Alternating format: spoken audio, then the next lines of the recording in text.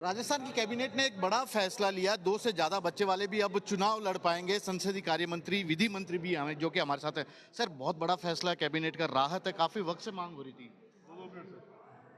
आ, जैसा मैंने अभी आप सबसे निवेदन किया मित्रों से कि राजस्थान में अब नगर पालिका के चुनाव हो, नगर निकाय का कोई भी चुनाव हो, पंचायत राज में वार्ड पंच से लगा करके जिला परिषद का चुनाव हो, अगर वर्तमान में उसकी दो या उससे अधिक जन संतान है तो भी वो चुनाव लड़ने के लिए योग्य माना जाएगा, अगर वो अन्य योग्यता रखता है तो।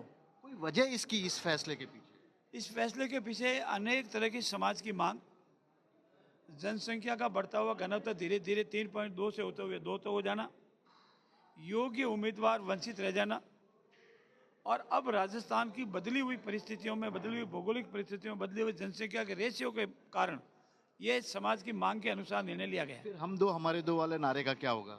उस वक्त जरूरी थी हम दो हमारे दो, जब जनसंख्या पर नियंत्रण करना जरूरी था।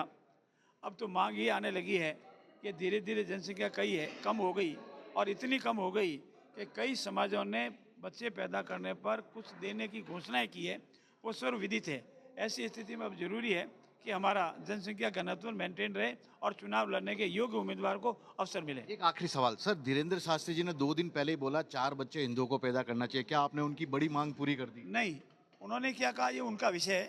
हमने जो निर्णय लिया है वो अनेक, जैसी मैंने बताई, परिस्थितियों को देखते हुए लिया है। धन्यवाद। तो राजस्थान के विधि और संसदीय कार्य मंत्री हैं जोगाराम पटेल साफ तौर पे कह रहे हैं कि क्यों राजस्थान में 2 से ज्यादा बच्चे पैदा करने वाले को भी चुनाव लड़ने की अनुमति दी गई है।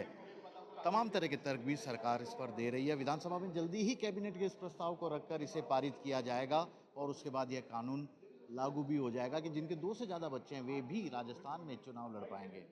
कैमरामैन विक्रम सिंह भाटी के साथ श्रीवत्सन, जयपुर न्यूज़ 24।